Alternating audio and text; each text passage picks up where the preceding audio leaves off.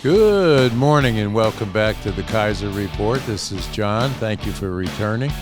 All the news today is somewhat kind of strange with regard to some of the things that are going on with the releases of hostages in the Middle East. It's coming along. Some more hostages are due to be released today. Ceasefire ends today. Hopefully that'll be extended.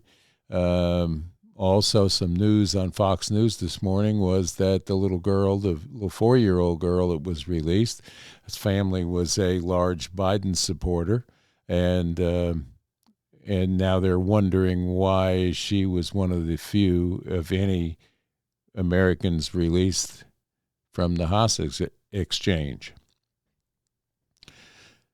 Along with that, on Fox News this morning was the travesty for the young man that painted his face at and wore a headdress at the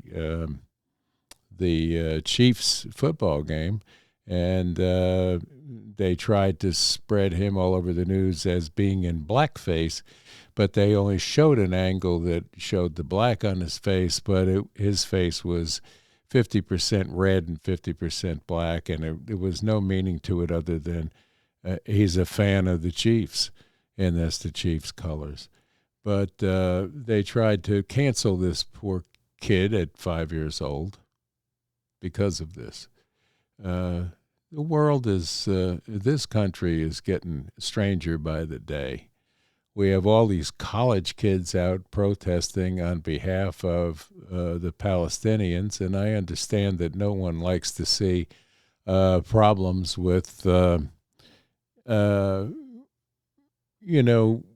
any country of people that are being maligned, which I don't believe they are. They're being maligned, but they're being maligned by their own government, which is run by, guess who? Hamas. Hamas is the one that are perpetrating these problems, and when you kick back and you're punched in the nose and you punch back, guess what? Somebody's going to get hurt. This needs to stop.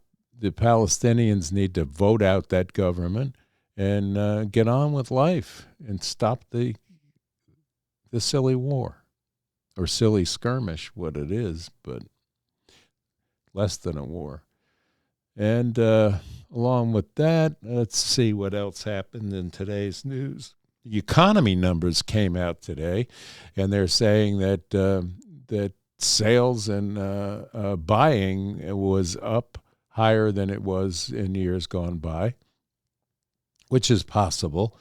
But also, as has been reported, people are buying on credit cards and running up credit debt, which is not going to be helpful when the bills come due and the banks have to take a write-off. And the banks will not be able to take the write-offs as they did in the past because the banks are in trouble. And giving them tax-exempt status is one way that they're trying to appease the banks and not have more bank failures come out against the economy. Along with that, let's look at these college kids that are out protesting for the Palestinians and causing a lot of problems. I watched the thing last night where these college kids were on about, we have to support them and down with Israel. All of the Ivy League colleges are letting this happen on their campuses, and if you think about it, that's just totally wrong. The other thing, too, is there was a story this morning which was intriguing about a young man that saved a school bus full of kids when I guess the bus driver had a medical problem, couldn't drive the bus, and this young man got up there, and when he slumped over, he managed to steer the bus and get to the brake and stop it and saved a lot of lives. And when asked, why just you were able to perform this task. And he said everybody else in the bus was on their cell phones or devices and not paying attention. So, again, is there any other reason we shouldn't ban cell phones from students in the schools and on the way and leaving the schools? But that's their communications now. Their heads are down. They're in these devices, and they're not paying attention to what goes on around them. And that can be dangerous. You could die. The other thing, too, with cell phones is why doesn't one of these car companies come up with a device to where your car is underway, you can't text? Don't tell me that that can't be done. What about this AI stuff? Why can't they figure something out with that? There's a lot of traffic deaths due to the fact that these people are driving and texting and receiving text that they're reading while they're driving. And this is the same thing with children in the schools. They're communicating with each other while they're in class, worrying about what the next deal is going to be or the next protest in the colleges. And this is how they communicate this. So that's a problem that needs to be addressed by the school systems themselves. Why you cannot have a basket at the door and make them put their cell phones in it and not have them in a classroom. You can't learn and be paying attention to social media on a cell phone while the teacher is up there trying to teach you what you're going to need to survive in life is beyond me. So that's a problem. It's a problem that is affecting education. It's affecting drivers. It's affecting now. It's a way for them to have these blasts to go out to say, meet us here for a protest and blah, blah, blah, or shaming one another in school, which is a common problem. I'm told that in some of these high schools, these children are shaming each other by cell phone. And how can you learn with these kind of distractions? It doesn't make any sense. So urge your school boards to come up with a plan to ban cell phones on the school campuses, period. End of story. That's it. Nothing much else in the news today. Everybody is watching the economy. They're watching how much money's been spent on Cyber Monday, Cyber Tuesday, and now Cyber Wednesday. People are running up the online purchases rather than going into the brick and mortar stores. Speaking of brick and mortar stores, their theft numbers are coming out astronomical. And how long can a store like Macy's or any of them survive with the millions of dollars in shoplifting thefts? There are shoplifting rings going on right now. It's tough, it's dangerous, and you have to watch yourself when you're out, and I'm sure that's why a lot of people are buying online. Along with that, we have learned today that, I don't want to get into this, but these colleges are being investigated now by our government about the protests that are going on and the nature of it. So we'll see what comes of that. Congress is holding hearings on that soon. So I'm sure we'll hear all the, nuances of what's going on. Other than that, there's not a whole lot going on except at the border. I guess that our border czar is Mayorkas is going down there again because I understand there's another 250,000 people lining up to get crashed through the border for asylum and whatever other reasons they're using.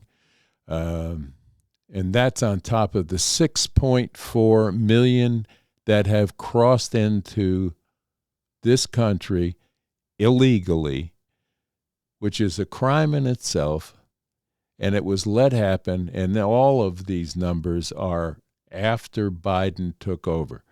So now he's going down there to assess what this other 250,000 people that are going to crash in, what they're going to do with them.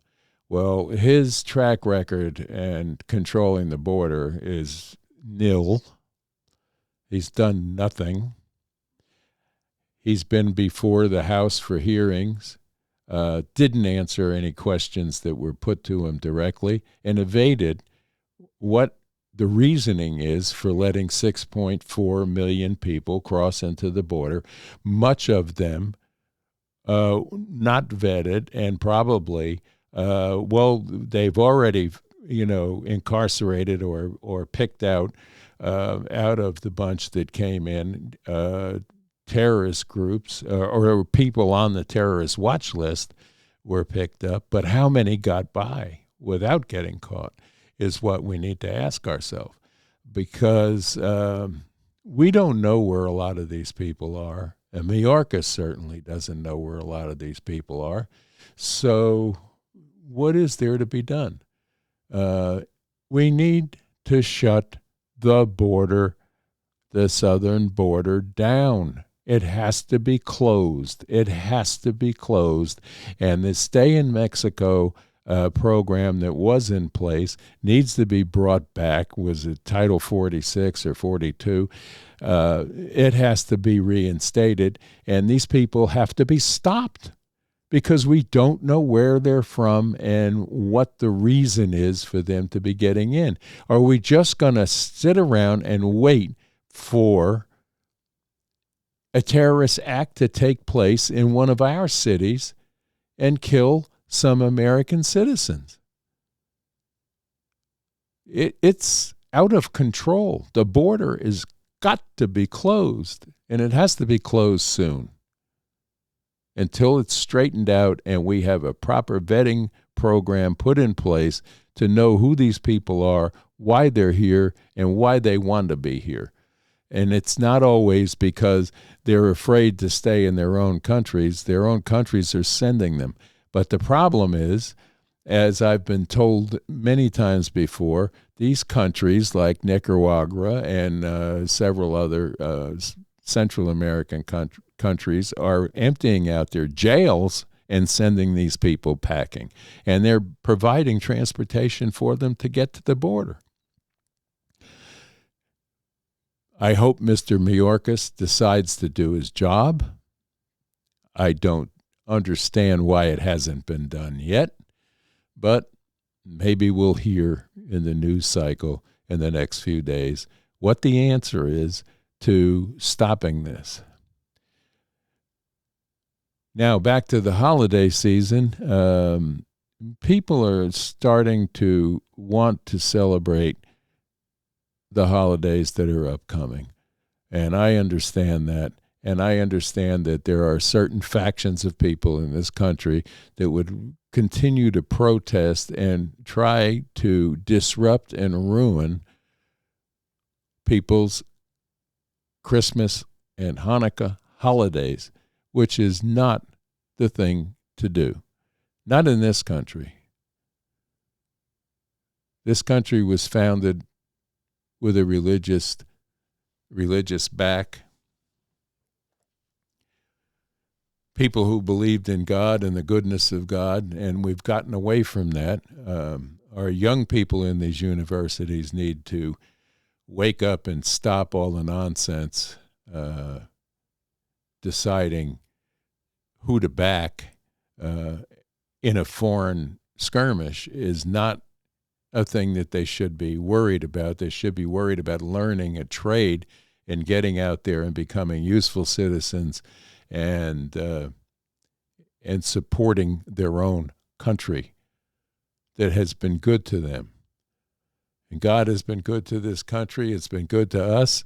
And we need to get back to prayer and back to thinking and back to common sense, which seems to be hard to find in some of these people that are shooting their mouths off about all the things that are nonsense. Well, all that said, I wish you all a very, very happy Wednesday. It's very cold here. It's been in the low 30s and high 20s all night. Sun's out. People are out for the holidays, and we're hoping that everyone stays warm, safe, and of course, watching the Kaiser Report on YouTube. And after saying that, I have to say, please hit the like button on this. Please subscribe, and please share these reports. And with that, I have to say, God bless you all. We love you here at the Kaiser Report, and we hope that you'll stay with us. And with that, we're going to say we're out of here.